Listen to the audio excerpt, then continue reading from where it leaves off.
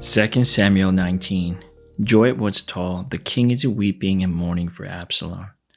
And for the whole army the victory that day was turned into mourning, because on that day the troops heard it said, "The king is grieving for his son." The men stole into the city that day as men steal in who are ashamed when they flee from battle. The king covered his face and cried aloud, "O my son Absalom, O Absalom, my son, my son." Then Joab went into the house to the king and said, "Today you have humiliated all your men who have just saved your life, and the lives of your sons and daughters, and the lives of your wives and concubines. You love those who hate you and hate those who love you. You made it clear today that the commanders and their men mean nothing to you. I see that you would be pleased if Absalom were alive today and all of us were dead. Now go out and encourage your men. I swear by the Lord, if you don't go out, not a man will be left with you by nightfall. This will be worse for you than all the calamities that have come on you from your youth till now." So the king got up and took his seat in the gateway. When the men were told, "The king is sitting in the gateway," they all came before him. Meanwhile, the Israelites had fled to their homes. Throughout the tribes of Israel, all the people were arguing among themselves, saying, "The king delivered us from the hand of our enemies. He is the one who rescued us from the hand of the Philistines. But now he has fled the country to escape from Absalom. And Absalom, whom we anointed to rule over us, has died in battle. So why do you say nothing about bringing the king back?" King David sent this message to Zadok and Abiathar, the priests.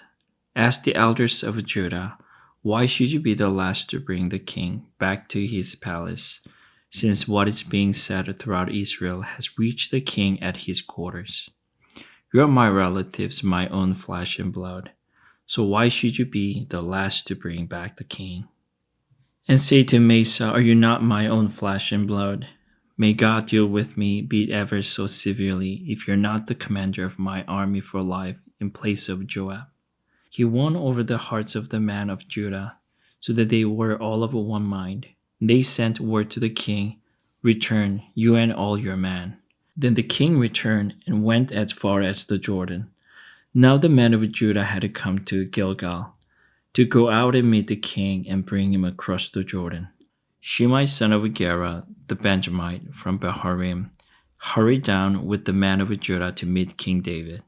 With him were 1,000 Benjamites, along with Ziba, the steward of Saul's household, and his 15 sons and 20 servants. They rushed to the Jordan where the king was. They crushed at the ford to take the king's household over, and to do whatever he wished. When Shimei son of Gera crossed the Jordan, he fell prostrate before the king. And he said to him, "May my lord not hold me guilty. Do not remember how your servant did wrong on the day my lord the king left Jerusalem. May the king put it out of his mind. For I, your servant, know that I have sinned. But today I have come here as the first from the tribes of Joseph to come down and meet my lord the king." Then Abishai son of Zeruiah said, "Shouldn't Shemaiah be put to death for this? He cursed the Lord's anointed." David replied, "What does this have to do with you, sons of Zeruiah? What right do you have to interfere? Should anyone be put to death in Israel today? Don't I know that today I am king over Israel?" So the king said to Shimei, "You shall not die." And the king promised him on oath. Mephibosheth, Saul's grandson, also went down to meet the king. He had not taken care of his feet or trimmed his mustache, or washed his clothes from the day the king left until the day he returned safely. When he came from Jerusalem to meet the king asked him, "Why didn't you go with me, Mephibosheth?" He said, "My lord the king, since I, your servant, am lame, I said I will have my donkey saddled and will ride on it, so I can go with the king. But Ziba, my servant, betrayed me, and he has slandered your servant to my lord the king. My lord the king is like an angel of God, so do whatever you wish. All my grandfather's descendants deserved nothing but death from my lord the king, but you gave your servant a place among those who eat at your table. So what right do I have to make any more appeals to the king?" The king said to him, "Why say more? I ordered you and Ziba to divide the land." Mephibosheth said to the king, "Let him take everything. Now take my lord the king has returned home safely." Barzillai the Gileadite also came down from Rogelim to cross the Jordan with the king and to send him on his way from there. Now Barzillai was very old, 80 years of age. He had provided for the king during his stay in Mahanaim, for he was a very wealthy man. The king said to Barzillai, "Cross over with me and stay with me in Jerusalem, and I will provide for you." But Barzillai answered to the king, "How many more years will I live, that I should go up to Jerusalem with the king? I am now 80 years old. Can I tell the difference between what is enjoyable and what is not? Can your servant taste what he eats and drinks? Can I still hear the voices of male and female singers? Why should your servant be an added burden to my lord the king? Your servant will cross over the Jordan with the king for a short distance. But why should the king reward me in this way? Let your servant return, that I may die in my own town near the tomb of my father and mother. But here is your servant Kimham. Let him cross over with my lord the king. Do for him whatever you wish." The king said, "Kimham shall cross over with me, and I will do for him whatever you wish, and anything you desire from me, I will do for you."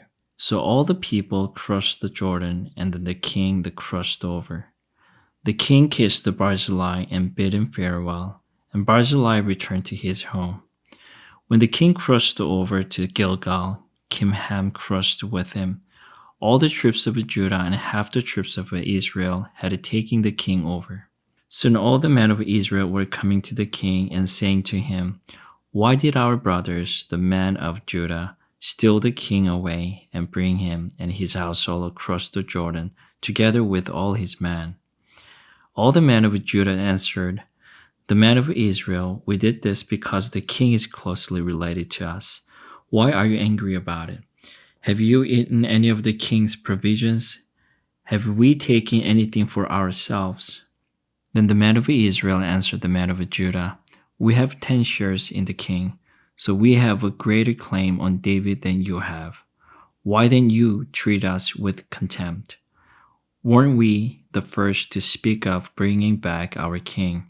But the men of Judah pressed their claims even more forcefully than the men of Israel. 2 Samuel 20. Now a troublemaker named Sheba, son of Bichri, a Benjamite, happened to be there. He sounded the trumpet and shouted, "We have no share in David, no part in Jesse's son. Every man to his tent, Israel." So all the men of Israel deserted David to follow Sheba, son of Bichri. But the men of Judah stayed by their king all the way from the Jordan to Jerusalem.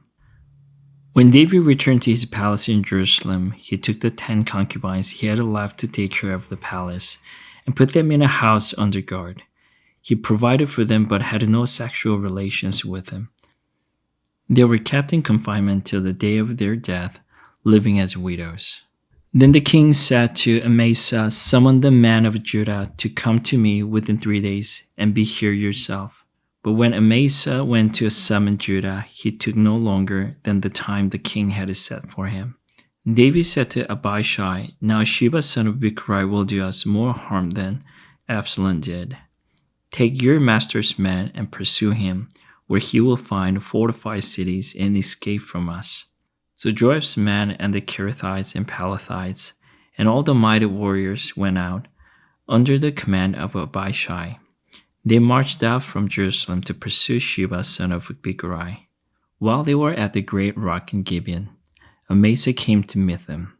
Joab was wearing his military tunic, and strapped over it at his waist was a belt with a dagger in its sheath. As he stepped forward, it dropped out of its sheath. Joab said to Amasa, "How are you, my brother?" Then Joab took Amasa by the beard with his right hand to kiss him.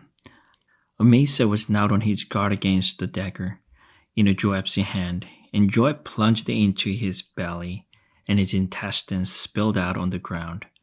Without being stabbed again, Amasa died. Then Joab and his brother Abishai pursued Sheba son of Bichri.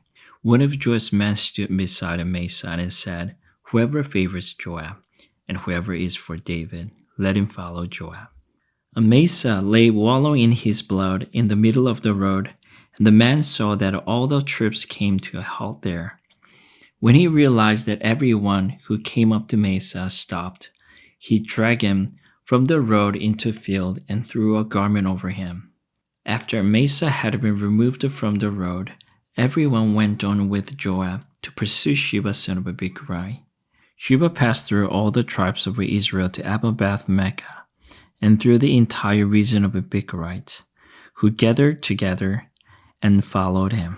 All the troops with Joab came and besieged Sheba in Abel-Beth-Maachah. They built a siege ramp up to the city, and it stood against the outer fortifications. While they were battering the wall to bring it down, a wise woman called from the city, "Listen, listen, tell Joab to come here so I can speak to him." He went toward her, and she asked, "Are you Joab?" "I am," he answered. She said, "Listen to what your servant has to say." "I'm listening," he said. She continued, "Long ago they used to say, 'Get your answer at Abel.' And that settled it. We're the peaceful and faithful in Israel. You're trying to destroy a city that is a mother in Israel. Why do you want to swallow up the Lord's inheritance?" "Far be it from me," Joab replied, "far be it from me to swallow up or destroy. That is not the case. A man named Sheba son of Bichri from the hill country of Ephraim has lifted up his hand against the king, against David. Hand over this one man, and I will withdraw from the city." The woman said to Joab, "His head will be thrown to you from the wall." Then the woman went to all the people with her wise advice, and they cut off the head of Sheba son of Bichri and threw it to Joab. So he sounded the trumpet, and his men dispersed from the city, each returning to his home. And Joab went back to the king in Jerusalem. Joab was over Israel's entire army. Benaiah son of Jehoiada was over the Kerethites and Pelethites. Adoniram was in charge of forced labor. Jehoshaphat son of Ahihud was a recorder. Sheba was secretary. Zadok and Abiathar were priests. And Ira the Jerahite was David's priest. 2 Samuel 21. During the reign of David, there was a famine for 3 successive years. So David sought the face of the Lord. The Lord said, "It is on account of Saul and his blood-stained house. It is because he put the Gibeonites to death." The king summoned the Gibeonites and spoke to them. Now the Gibeonites were not a part of Israel, but were survivors of the Amorites. The Israelites had sworn to spare them, but Saul in his zeal for Israel and Judah had tried to annihilate them. David asked the Gibeonites, "What shall I do for you? How shall I make atonement so that you will bless the Lord's inheritance?" The Gibeonites answered them, "We have no right to demand silver or gold from Saul or his family, nor do we have the right to put anyone in Israel to death. What do you want me to do for you?" David asked. They answered the king, "As for the man who destroyed us and plotted against us so that we have been decimated and have no place anywhere in Israel, let 7 of his male descendants be given to us to be killed, and their bodies exposed before the Lord at Gibeah of Saul, the Lord's chosen one." So the king said, "I will give them to you." The king spared Mephibosheth son of Jonathan, the son of Saul, because of an oath before the Lord between David and Jonathan son of Saul. But the king took Armini and Mephibosheth, the 2 sons of Aiah's daughter's Mizpah, whom she had borne to Saul, together with the 5 sons of Saul's daughter Merab, whom she had borne to Adriel, son of Barzillai the Mahalathite. He handed them over to the Gibeonites, who killed them and exposed their bodies on a hill before the Lord. All 7 of them fell together. They were put to death during the first days of the harvest, just as the barley harvest was beginning. Rizpah, daughter of Aiah, took sackcloth and spread it out for herself on a rock. From the beginning of the harvest till the rain poured down from the heavens on the bodies, she did not let the birds touch them by day or the wild animals by night. When David was told what Aiah's daughter Rizpah, Saul's concubine, had done, he went and took the bones of Saul and his son Jonathan from the citizens of Jabesh Gilead. They had stolen their bodies from the public square and Bethshan, where the Philistines had hung them after they struck Saul down on Gilboa. David brought the bones of Saul and his son Jonathan from there, and the bones of those who had been killed, and exposed the were gathered up. They buried the bones of Saul and his son Jonathan in the tomb of Saul's father Kish, at Zelah in Benjamin, and did everything the king commanded.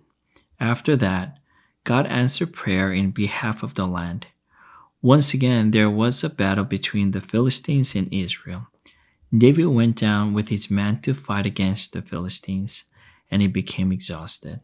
And Ishbi-Benob, one of the descendants of Rapha, whose bronze spear had weighed 300 shekels, and who was armed with the new sword, said he would kill David. But Abishai, son of Zeruiah, came to David's rescue. He struck the Philistines down and killed them. Then David's men swore to him, saying, "Never again will you go out with us to battle, so that the lamp of Israel will not be extinguished." In the course of time, there was another battle with the Philistines at Gob. At the time, Shibachai the Hishthite killed Isaph, one of the descendants of Rapha. In another battle with the Philistines at God, Elhanan, son of Jair, the Bethlehemite, killed the brother of Goliath, the Gittite, who had a spear with a shaft like a weaver's rod. In still another battle, which took place at Goth, there was a huge man with 6 fingers on each hand and 6 toes on each foot, 24 in all. He also was descended from Rapha. When he taunted Israel, Jonathan, son of Shimei, David's brother, killed him. These 4 were descendants of Rephi in Gath, and they fell at the hands of David and his men. Amen.